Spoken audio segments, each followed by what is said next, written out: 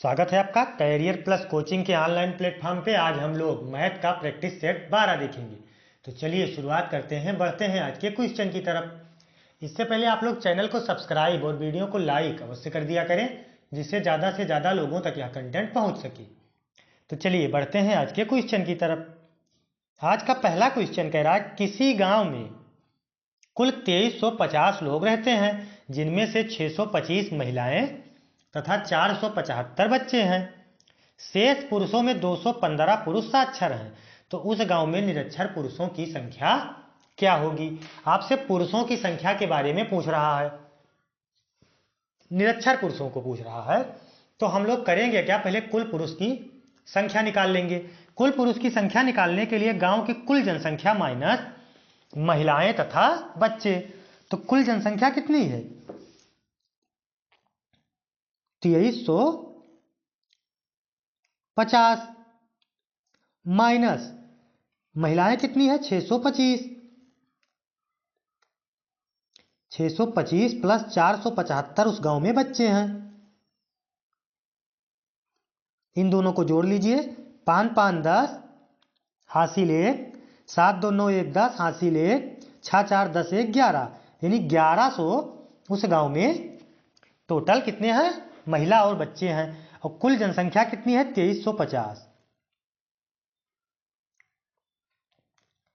अब इसको निकालेंगे तो हम लोगों को पुरुष मिल जाएगा। तो 2300 में से 1100 माइनस कर देंगे तो ये 50 तो ऐसे रह जाएगा, ये 2 बचेगा, ये 1 बचेगा, यानी कुल पुरुष की संख्या कितनी है? 1250। अब 1250 में से कितने साक्षर हैं? भाई 1250 कुल पुरुष हैं माइनस साक्षर पुरुषों की संख्या। तो साक्षर पुरुष कितना है? 215। घटा लेंगे, 10 माइनस 5 करेंगे, कितना बचेगा? 5। यहां 4 में से 1 गई 3, यहां 12 में से 2 गई 10, यानी कुल कितने निरक्षर हैं? 10 35, यानी 1035 लोग, 1035 पुरुष निरक्षर हैं। यही आपसे पूछ रहा था। तो विकल्प कौन सा सही हो जाएगा? सी विकल्प 1035। चलिए बढ़ते हैं क्वेश्चन नंबर 2 की तरफ। किसी संख्या को 287 से भाग देने पर 56 भागफल तथा 189 शेषफल आता है, तो वह संख्या होगी। एक फार्मूला आप लोगों को पता होगा, कक्षा 2 3 में पढ़े होंगे। ये देखिए होता क्या है, भाज्य बराबर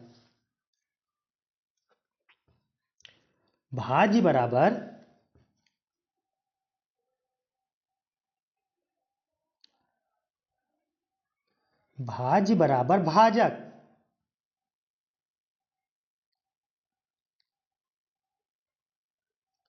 गुणे भागफल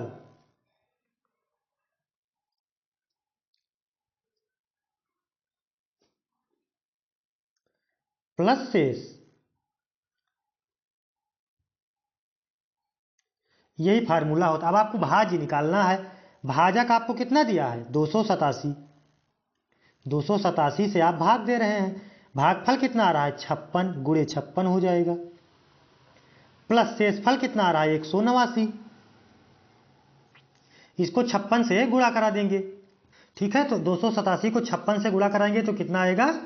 56 सत्ते लगभग, यहाँ अलग गुणा करा लीजिए तो कितना आएगा? 16,261 टोटल करेंगे तो 287 को 56 से गुणा कराएंगे तो कितना आ जाएगा? 16,072। 16,072 प्लस शेष इसमें हम लोग जोड़ देंगे। शेष कितना है? 189। तो कितना हो जाएगा? 189 है ना। 9 2 11 और 7 8 7 15 1 16, 1 1 2 हो जाएगा, और ये 16, यानी 16,261 किस विकल्प में दिया हुआ है? 16,551, 16,261, यानी बी विकल्प। ठीक है, विकल्प कौन सा सही हो जाएगा आपका? बी विकल्प 16,261। चलिए बढ़ते हैं क्वेश्चन नंबर 3 की तरफ। किसी परीक्षा में कुल 850 छात्रों ने भाग लिया, जिसमें 20% लड़कियां हैं, शेष लड़के हैं। लड़कों में से 30% ने प्रथम स्थान प्राप्त किया, तो शेष लड़कों ने दूसरा स्थान प्राप्त किया। तो दूसरा स्थान पाने वाले लड़कों की संख्या आपसे कह रहा है। देखिए, यदि टोटल हम लोगों का होता कितना है, प्रतिशत 100 होता है। प्रतिशत कितना होता है, 100। तो 100% में यदि 20 गर्ल हैं तो बॉयज कितना है, 80 बॉयज हैं। अब 850 है तो हम लोग 850 का 80% पहले निकाल लें।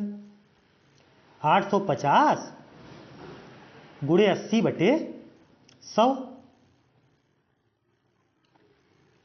इस जीरो से ये जीरो, इस जीरो से ये 85 को 8 से गुणा करा देंगे तो कितना आएगा, 8 पंचे 40, हासिल आई 4, 8 अठाई 64 और 4 68, यानी 680 लड़के हैं। 680 लड़के हैं। अब देखिए, लड़कों में 30% ने प्रथम स्थान प्राप्त किया, तो कितने ने, अगर 30% ने प्रथम स्थान प्राप्त किया तो द्वितीय स्थान पाने वाले, देखिए ये देखिए 30% ने फर्स्ट आए कितने, 30।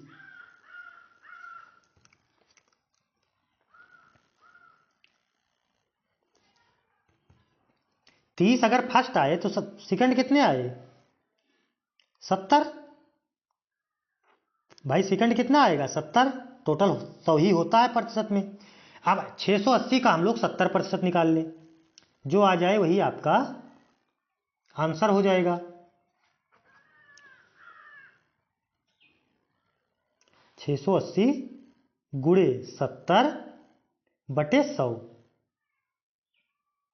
एक जीरो से ये, एक जीरो से ये कैंसिल हो गया। इसको इससे 68 को 7 से गुणा करा दें। 68 गुणे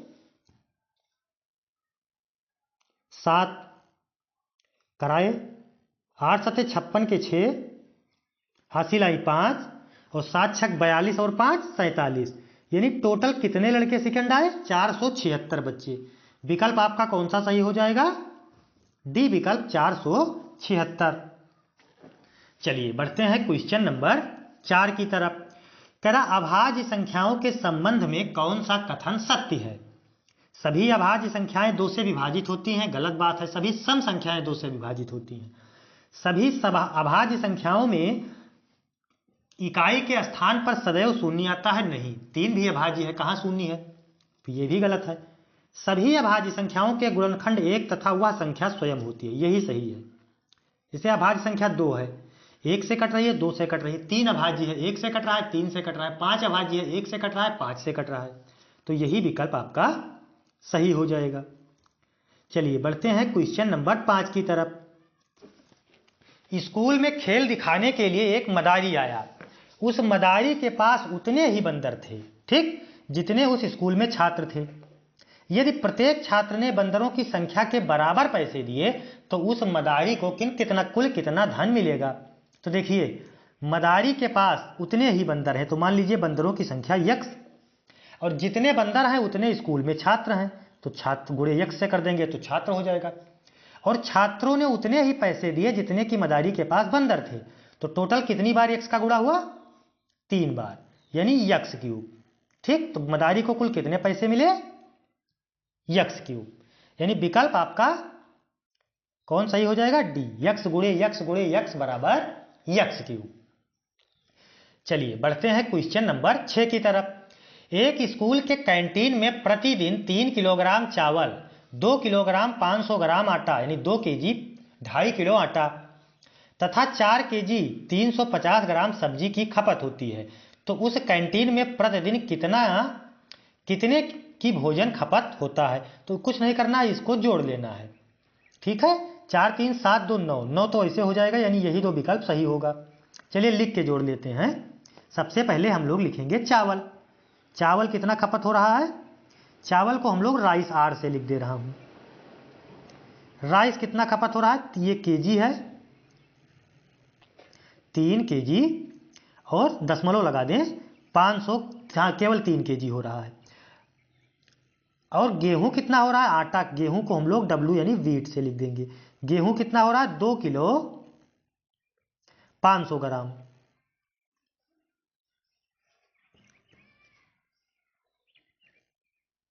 2 किलो 500 ग्राम गेहूं हो रहा है। यहाँ भी 0 0 कर दे रहे हैं। और सब्जी को हम लोग यस से लिख दे रहा हूं। सब्जी की कितनी खपत हो रही है? 4 केजी 350 ग्राम, यानी 4.350 ग्राम। इसी को जोड़ लीजिए, ये सब केजी है।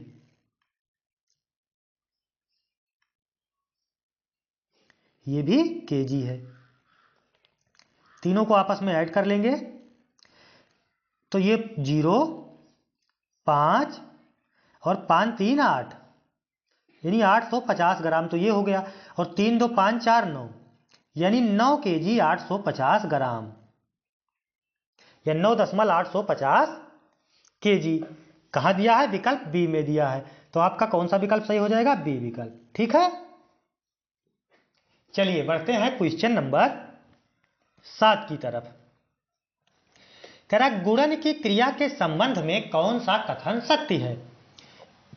किसी संख्या को शून्य से गुणा करने पर संख्या अपरिवर्तित रहती है, गलत बात है। किसी भी संख्या को शून्य से गुणा करने पर उसका गुणनफल सदैव शून्य होता है, ये तो गलत है। किसी संख्या को शून्य से गुणा करने पर उसका मान 10 गुना हो जाता है, ये भी गलत है। किसी संख्या को शून्य से गुणा करने पर गुणनफल सदैव शून्य होता है, यही विकल्प आपका सही हो जाएगा। ठीक है,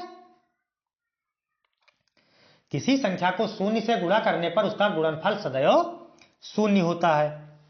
क्वेश्चन नंबर 8 कह रहा है स्कूल के एक शिक्षक ने अनुपात और समानुपात के अध्याय को पढ़ाना प्रारंभ किया। शिक्षक महोदय कक्षा 5 में गणित पढ़ा रहे थे। उन्होंने बोर्ड पर एक प्रश्न इस प्रकार लिखा कि राम और मोहन के घर से स्कूल की दूरी का अनुपात। राम और मोहन, यानी पहले किसका दिया है? पहले राम, ये लिख लीजिए आप। पहले राम है, राम अनुपाते मोहन, यानी राम 2 है, मोहन 1 है। तो इससे ज्ञात होता है कि राम का घर स्कूल से अधिक दूर है, मोहन का घर स्कूल से अधिक दूर है। दोनों का घर स्कूल से समान दूरी पर है, उपयुक्त सभी नहीं। राम का घर स्कूल से अधिक दूर है क्योंकि राम का घर 2 किलोमीटर है और मोहन का घर 1 किलोमीटर है। तो विकल्प कौन सा आपका सही हो जाएगा? राम का घर स्कूल से अधिक दूरी पर है, यानी विकल्प ए सही हो जाएगा। चलिए बढ़ते हैं क्वेश्चन नंबर 9 की तरफ। हमारी माध्यमिक शिक्षा की भांति हमारे पाठ्यक्रम का भी जीवन से कोई संबंध नहीं है। यह छात्रों के जीवन के लिए तैयार करने में असफल रहा। यह कक्षा से बाहर की दुनिया का जिसमें वे शीघ्र प्रविष्ट होने वाले हैं उन्हें कोई बोध या आभास नहीं करा पाता। यह कथन किसने कहा है? कोठारी। ये तो कथन माध्यमिक शिक्षा आयोग का है। ठीक है, ये किसने कहा है कथन? माध्यमिक शिक्षा आयोग का। ठीक है, यानी विकल्प कौन सा सही हो जाएगा? बी विकल्प। चलिए बढ़ते हैं क्वेश्चन नंबर 10 की तरफ। स्कूल का एक आयताकार मैदान की लंबाई 40 मीटर, चौड़ाई 24 मीटर, लंबाई और चौड़ाई दी हुई है। इसके बीच एक 7 सेंटीमीटर त्रिज्या के खेल का मैदान हो तो आयताकार मैदान और खेल के मैदान का क्षेत्रफल। तो देखिए आयत का क्षेत्रफल होता है लंबाई गुणे चौड़ाई, अनुपात निकालना है ना, और वृत्त का क्षेत्रफल होता है पाई आर स्क्वायर। ठीक है, इसी को हम लोग रख देंगे, बस आ जाएगा। पहले किसका पूछा? आयताकार मैदान का, तो पहले हम लोग आयत का क्षेत्रफल लिखेंगे। ये आयत का क्षेत्रफल,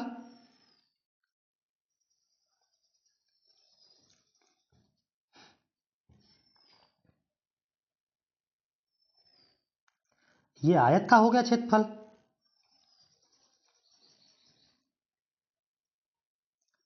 और अनुपाती वृत्त का क्षेत्रफल निकाल लेंगे हम लोग।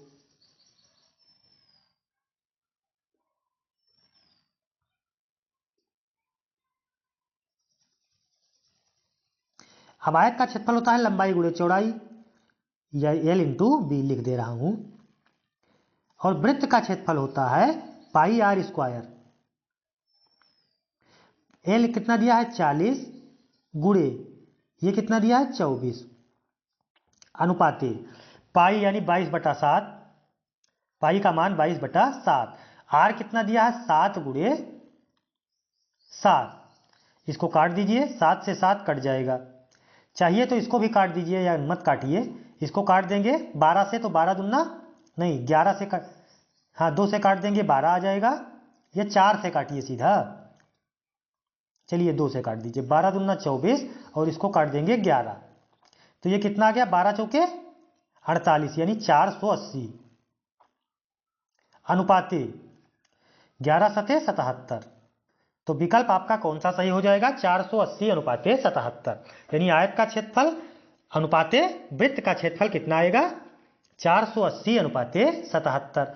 विकल्प डी सही हो जाएगा। ठीक है, चलिए बढ़ते हैं क्वेश्चन नंबर 11 की तरफ। मां ने बाजार से कुछ संतरे खरीदे। यदि वह अपने बच्चों को 2 संतरे देती है तो 4 संतरे शेष बच जाते हैं। यदि प्रत्येक बच्चे को 3 संतरे देती है तो 2 संतरे कम पड़ जाते हैं। तो मां ने कितने संतरे खरीदे तथा कुल कितने बच्चे हैं। ऐसे क्वेश्चन को आप इक्वेशन ना बनाएं, ऐसे क्वेश्चन को विकल्प से हल करने की कोशिश करें। ठीक है, क्योंकि छोटा क्वेश्चन है तो आपका इक्वेशन भी आसानी से बन जाएगा, लेकिन अगर यही बड़ा क्वेश्चन होता तो इक्वेशन में काफी आपका टाइम वेस्ट हो जाएगा। इसको विकल्प से हल करें। देखिए, मान लीजिए 12 संतरे हैं और 6 बच्चे हैं, पहला विकल्प देख रहे हैं। तो अगर 2-2 संतरे दें तो 6 दूनी 12, कहाँ 4 संतरे शेष बच रहे हैं, तो ये विकल्प गलत हो गया।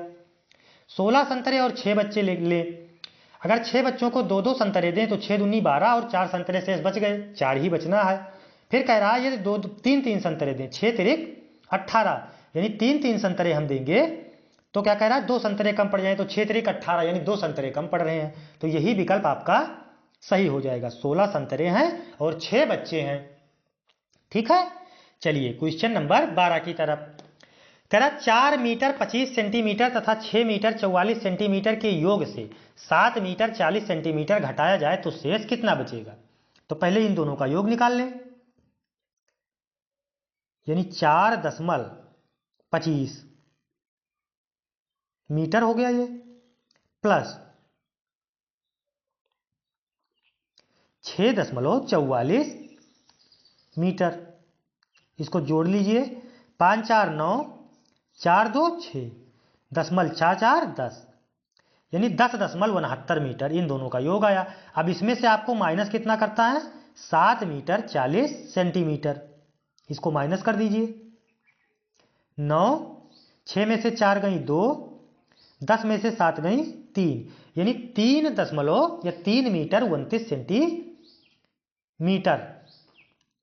ये कुछ गलत हो रहा है, सवाल सही लगा है, विकल्प गलत दिया है। तो विकल्प आपका कौन सा सही हो जाएगा, 3.29 मीटर। ठीक है, ये ध्यान रखिएगा, कौन सा विकल्प आपका सही होगा, 3.29 मीटर, यानी 3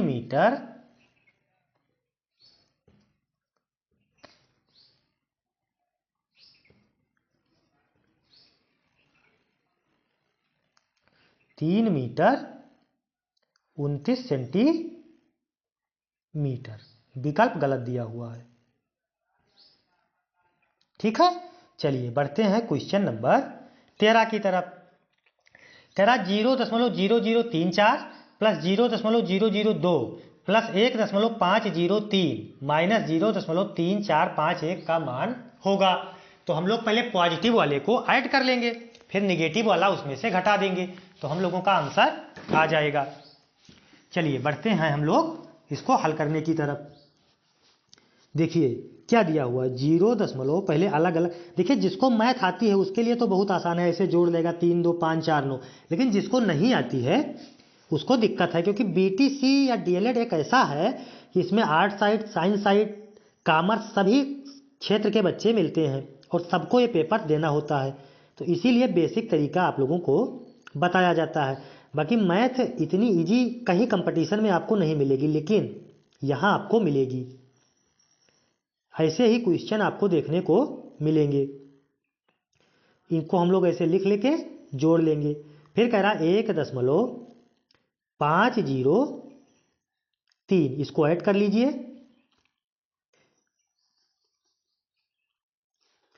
तो 4 3 2 5 3 8 0 5 1.5084। ठीक है, अब इसमें से माइनस आपको क्या करना है, 0.3